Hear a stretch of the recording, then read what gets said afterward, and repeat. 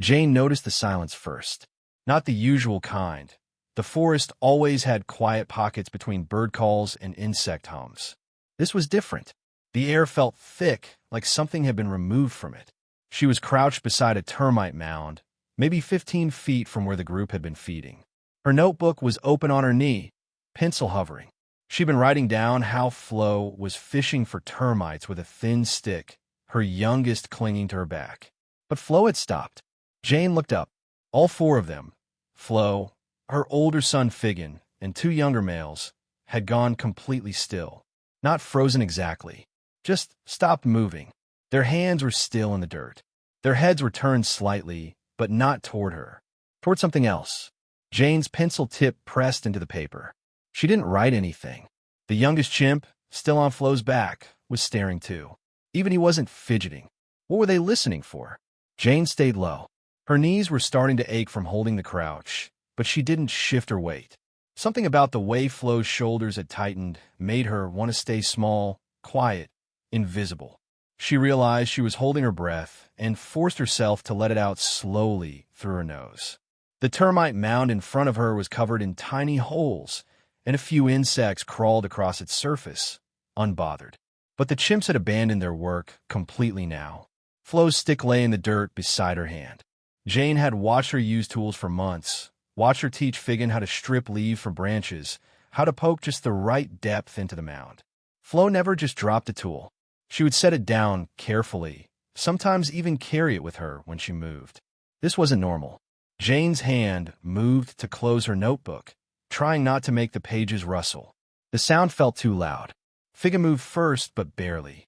He lifted his head, maybe 2 inches, and turned it to the left, toward the thicker vegetation where the forest sloped downward. His eyes were fixed on something Jane couldn't see. She followed his gaze, but saw only the usual tangle of vines and low branches, shadows cutting across leaves in the late afternoon light. Nothing moved there. At least, nothing she could identify. Figgin's lips were pressed together in a way she'd never noticed before. Not a grimace. Not fear exactly. Something more like focus. Like he was reading something in the air that she couldn't access. The two younger males had shifted their bodies slightly, angling toward Figgin without actually moving their feet. It was subtle, the kind of thing she might have missed if she hadn't been watching them for so long. They weren't clustering together for comfort. It felt more like they were aligning, getting ready for something. But ready for what? Jane felt her chest tighten. Was she misreading this? Sometimes when they heard another group in the distance, they would pause like this, listening. But there were no calls.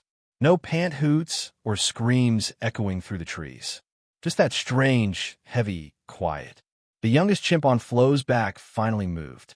He climbed down slowly, his small hands gripping his mother's fur with more care than usual. When his feet touched the ground, he didn't wander off the way he normally would. He pressed himself against Flo's side, his fingers still tangled in her hair. Flo didn't look at him. She didn't reach for him or adjust her posture to make room. Her eyes stayed fixed on the same spot Figgin was watching. Jane could see the tension in Flo's jaw now, the way her mouth was set in a hard line. The baby made a small sound, barely a whimper, and Flo's hand came up automatically to touch his head. But she still didn't look down. That small gesture made Jane's throat feel tight. She'd seen Flo comfort her children 100 times, always with full attention, always present. This distracted touch felt wrong. What could pull Flo's focus away from her baby like that? Jane realized her own hand was pressed flat against the ground, fingers spread wide, as if bracing for something. She didn't remember putting it there. Her pulse was beating in her throat, not fast exactly, but present in a way she could feel. She tried to think through what she knew. Leopards could make them freeze like this, but leopards moved at dusk or night, and it was still light out. Another chimp group approaching aggressively would cause noise, displays, branch shaking. This was the opposite of that. This was a withdrawal. She'd seen them retreat before, pulling back when something made them uneasy, but they would move. They would climb, scatter, regroup somewhere safer. They weren't doing that. They were staying, waiting. The word dropped in her mind and settled there uncomfortably. Waiting for what? The light was changing, not dramatically, But Jane noticed the shadows had stretched longer while she'd been frozen in place. How long had they been like this? 5 minutes? 10? Time felt strange, elastic. She wanted to check her watch, but didn't want to move her arm. Figgin's head tilted slightly, and one of the younger males made a sound in his throat. Not a call, just a low rumble that didn't carry more than a few feet. Flo's hand tightened in her baby's fur. Jane felt sweat cooling on the back of her neck despite the humid air. She was breathing through her mouth now, trying to keep it silent. The forest around them continued its normal sounds. Insects, a distant bird, leaves moving in a breeze she couldn't feel from where she crouched. But inside this small circle of chimps, everything had contracted into stillness, into waiting. Jane's legs were shaking now from holding the position. She needed to move or sit fully, but something kept her locked in place. Maybe it was instinct. Maybe it was just that she didn't want to be the one to break whatever this was. Flo turned her head and looked directly at Jane. Not a glance. Not the quick check chimps usually gave her when they were aware of her presence, but not concerned. This was different. Flo's eyes met hers and held. Jane felt her breath catch somewhere in her chest. She'd been looked at by chimps before, obviously.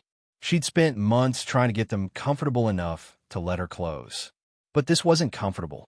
This wasn't tolerance. Flo's gaze was heavy with something Jane couldn't name. The dark eyes didn't blink.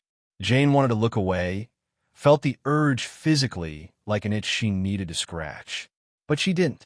She kept her face still and met Flo's stare, trying to keep her own expression neutral, non-threatening. Her training told her to lower her gaze, to submit, to show she wasn't a challenge. But something else kept her eyes locked with Flo's. Some instinct that said breaking this connection right now would be worse than holding it. Flo's nostrils flared slightly. Her lips parted just enough that Jane could see the edge of her teeth, but it wasn't a threat display. Her mouth wasn't pulled back in aggression. It was something else. Jane's mind raced through everything she'd learned, every behavior she'd cataloged. Was this communication? Was Flo trying to tell her something? Or was Jane projecting human meaning onto an animal who was simply looking at another creature in her environment? She didn't know. God, she didn't know. The uncertainty felt physical, like something pressing against her ribs.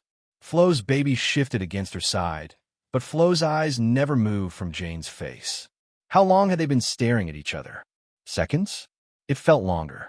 Jane could feel her own heartbeat now, steady but present, a rhythm in her ears that seemed too loud for the silence around them. Flo's hand moved. Slowly. She lifted it from where it had been resting on the ground and brought it up to her own chest. Her palm pressed flat against her sternum, fingers spread. The gesture was so deliberate it couldn't be accidental. Jane felt something twist in her stomach. Was that meaningful, or was Flo just adjusting her position, shifting her weight, doing something completely ordinary that Jane was reading too much into? The hand stayed there, pressed against dark fur, and Flo's eyes still didn't leave Jane's. Jane's own hand twitched. She wanted to reach out, to gesture back, to do something that might bridge this strange gap between them. But she kept her hands still. She didn't trust her interpretation. She didn't trust that she understood what was happening here at all. Flo's expression shifted. Not dramatically, just a small change around her eyes, a slight softening of the muscles in her face. Jane had seen chimps relax before, seen tension leave their bodies when a threat passed. This wasn't quite that. It was more like recognition. Like Flo was seeing something in Jane that she hadn't seen before, or was letting Jane see something in her. Jane felt exposed, suddenly, vulnerable in a way that had nothing to do with physical danger. She was being observed, studied. The role reversal made her dizzy for a second. She'd spent months watching them, learning their patterns, trying to decode their lives. Now Flo was doing the same to her, and Jane had no idea what she was revealing. The baby whimpered again, a soft sound that barely carried. Flo's hand dropped from her chest and moved to touch him, but her eyes stayed on Jane for another 3 heartbeats before finally breaking away to look down at her child. The release was immediate. Jane sucked in air and realized she'd been breathing in shallow sips, not full breaths. Her shoulders dropped, her fingers unclenched. She hadn't realized they'd been curled into fists. Flo gathered her baby closer and adjusted him on her hip, her movements careful and practiced. When she looked back up, she didn't look at Jane again. Her gaze went back to the forest, to whatever spot she and the others had been monitoring before. But something had shifted. Jane could feel it even if she couldn't explain it. The quality of Flo's attention was different now. Less tense, not relaxed, but changed, like a decision had been made. Jane's throat was dry. She swallowed and it felt rough. Her knees were screaming from the crouch, but she still didn't move. Figgin was watching his mother. He'd seen the exchange, Jane was certain. His eyes moved from Flo to Jane and back again, and there was something in his posture that seemed almost questioning, like he was trying to understand what had just happened too. The two younger males had shifted slightly, no longer angled toward the forest, but not fully relaxed either. One of them scratched his side absently, a normal grooming motion that felt jarring after all the stillness. Jane's hand found her notebook again. The pages were damp from the humidity and her own palm sweat. She didn't write anything. She couldn't have explained what to write. Flo looked at me wasn't enough. Eye contact lasting approximately 10 seconds didn't capture it. There was no vocabulary in her field notes for what had just passed between them. No scientific term for the feeling of being seen by another consciousness and knowing, absolutely knowing, that something had been communicated even if she had no idea what it was. The pencil felt useless in her hand. She set it down carefully beside her knee and just watched. Waited. Let the moment settle in her body like sediment, knowing she'd have to sort through it later when her hands weren't shaking. Flo stood up. The movement was slow, deliberate, nothing hurried about it. She adjusted her baby on her hip and took 2 steps forward toward the forest edge where they'd all been staring. Then she stopped and looked back over her shoulder. Not at Jane this time. At Figgin. At the younger males. Her face was calm now, the tension gone from her jaw. She made a soft sound, barely a grunt, and started walking again. Figgin followed immediately. The others fell in behind him, moving in a loose line, their bodies relaxed in a way they hadn't been minutes before. Whatever they'd been waiting for, whatever test or assessment had been happening, it was over. They were moving on. Jane watched them disappear into the vegetation, leaves closing behind them like a curtain. She stayed crouched beside the termite mound, her legs trembling now from the held tension and awkward position. The forest felt normal again. Insects hummed. A bird called somewhere overhead. The heavy quality in the air had lifted. She'd been included. The thought arrived quietly, without fanfare, but once it was there, Jane knew it was true. That's what had happened. Flo hadn't been warning her or threatening her or even really communicating with her in any direct way. Flo had been deciding something. Deciding whether Jane could stay. Whether Jane was safe to have nearby while the group was vulnerable, alert, focused on something else. And she decided yes. The eye contact hadn't been a message Jane needed to decode. It had been an assessment. Flo had looked at her and measured something, weighed something, and then made a choice to let Jane remain part of this moment instead of driving her away or ignoring her completely. Jane felt tears prick at the corners of her eyes, unexpected and sharp. She blinked them back and sat down fully, finally, her legs folding under her with relief. She'd been working toward this for months, getting closer, building tolerance, proving she wasn't a threat. She thought acceptance would feel like victory, like achievement, something she could mark down and measure. But this felt different, heavier. It felt like responsibility. Flo had given her something. Trust, maybe, or at least the beginning of it. The kind of trust that said, you can be here during our uncertainty, during our vigilance, during the moments when we're most aware of danger. That wasn't a small thing. That was enormous. Jane pressed her palm against the dirt, feeling the grains against her skin, the slight dampness from vegetation and morning dew that hadn't fully evaporated. She needed to ground herself. Her heart was still beating too fast, her thoughts racing in too many directions at once. She'd been so focused on observation, on documentation, on proving that chimps used tools and had complex social structures. Those things mattered. They were important. But sitting here now, feeling the ghost of Flo's gaze still on her skin, Jane understood something she hadn't quite grasped before. This work wasn't just about watching from the outside. It wasn't just about recording behaviors like a camera, objective and removed. It was about relationships, about the slow, careful building of something between species that had no words, no shared language, only presence and time, and repeated encounters that gradually shifted from suspicion to something else. Something that felt impossibly like connection. She thought about Flo's hand on her chest. That gesture, whatever it meant. Maybe it meant nothing. Maybe it was just a movement, just Flo shifting her weight or feeling her own heartbeat the way Jane had been feeling hers. But maybe it was more. Maybe there were layers of meaning Jane would never fully access, codes and signals that operated on frequencies she couldn't quite hear. That thought didn't frustrate her the way it might have a few months ago. It didn't feel like failure. It felt appropriate, somehow, right? There should be things she didn't understand. There should be mystery. Flo wasn't a puzzle to be solved or a specimen to be fully cataloged. She was a living being with her own inner world, her own experiences and memories and ways of making sense of things. Jane could spend years here and still only see a fraction of that world. And that was okay. That was actually beautiful. The light was definitely changing now, the sun dropping toward the horizon, painting the canopy in shades of orange and gold. Jane's watch said it was past 5. She'd been sitting here, frozen and then stunned, for almost 45 minutes. Her legs were stiff when she finally stood, pins and needles running down her calves. She gathered her notebook and pencil, checked that her canteen was still clipped to her belt. She should head back to camp soon, before the light fails completely. But she stood there a moment longer, looking at the spot where Flo had been sitting. The abandoned termite stick was still lying in the dirt. Jane crouched and picked it up carefully, turning it in her fingers. The end was frayed where Flo had stripped it, shaped it, used it. Evidence of thought, of planning, of intelligence that deserved respect, not just study. Jane put the stick back where she'd found it. She didn't know if Flo would return for it, but it felt wrong to take it.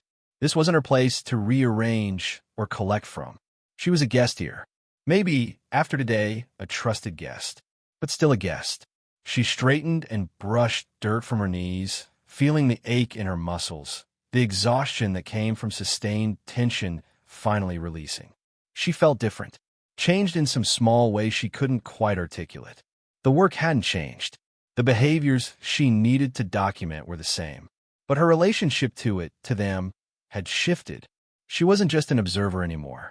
She was tentatively, carefully part of something, part of their world, even if only at the very edges. Even if only because Flo had looked at her and decided she could be. Jane walked back to camp as the last light filtered through the canopy, her boots finding the path automatically after months of walking it. Her mind kept returning to that moment, to Flo's eyes, to the way time had seemed to stretch and compress simultaneously, turning seconds into something that felt much longer, much heavier. She'd written field notes about tool use and social hierarchy and feeding patterns. She had pages of observations about dominance displays and mother-infant bonds. But nowhere in her notebook was there a framework for what to do with this. With the feeling of being recognized by another species. With the weight of trust offered and accepted without a single word spoken. She thought about her professors back in England, about the scientific language they'd want her to use. Anthropomorphizing was the cardinal sin, the thing she'd been warned against repeatedly. Don't project human emotions onto animals. Don't assume their experiences mirror ours. Stay objective. Stay distant. But how was she supposed to describe what happened today in purely behavioral terms? The subject made eye contact for approximately 10 seconds, didn't come close. It stripped away everything that mattered, everything that had actually occurred between her and Flo. Maybe some experiences couldn't be reduced to data points. Maybe that was okay. The camp was quiet when she arrived. Her tent sat in the small clearing, her equipment organized on the folding table. Everything exactly as she'd left it this morning. She lit the kerosene lamp and sat down with her notebook, pen hovering over a blank page. She wanted to capture this while it was fresh, but the words wouldn't come. Finally, She wrote simply, "Flo looked at me today. Really looked. I think something changed. It felt inadequate, too small for what had happened. But it was honest. She could expand on it later and try to find a better language. For now, this was enough. She still didn't know what Flo and the others had been watching for in the forest. That question sat in her mind like an itch she couldn't scratch. Had there been another group nearby? A predator? Or was it something else entirely? Something she'd missed because her senses weren't attuned the way theirs were? She might never know. There were so many behaviors she'd observed that remained unexplained, so many moments where the chimps clearly understood something she didn't. That gap used to make her anxious, like she was failing somehow.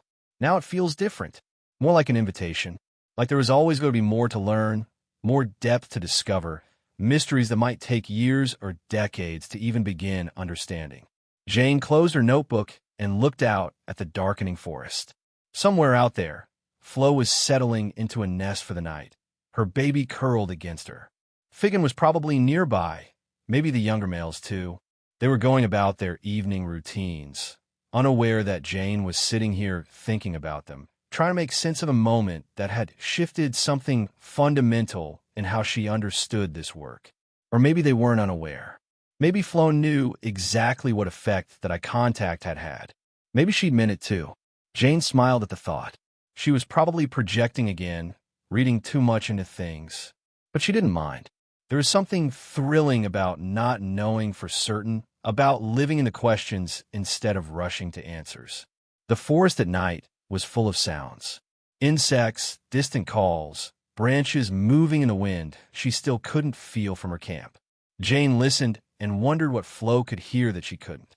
What frequencies and meanings lived in those sounds that would forever be beyond her human comprehension.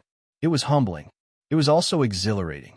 She'd come here to study chimpanzees, to learn about them. But today she'd learned something else. She'd learned that being seen, really seen, by another being was powerful regardless of species. That recognition could happen without language.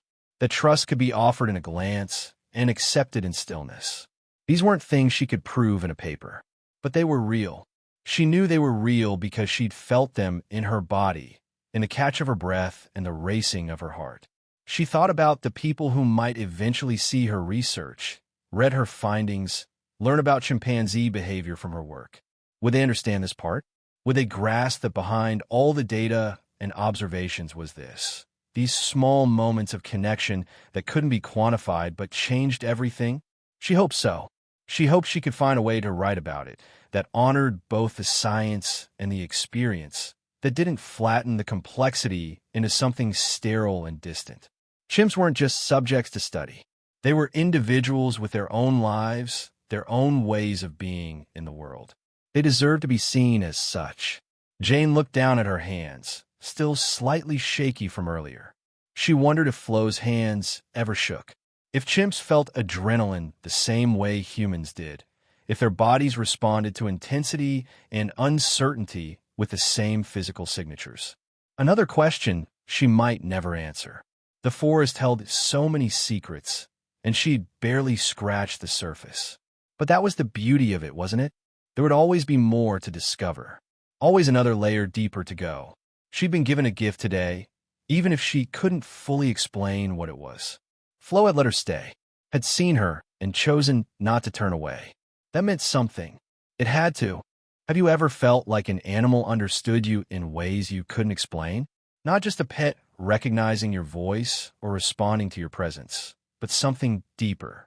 A moment where the boundary between human and animal felt thinner somehow, where you both seemed to be acknowledging each other as conscious beings sharing the same space. It's strange and rare and impossible to prove. But if you felt it, you know it was real.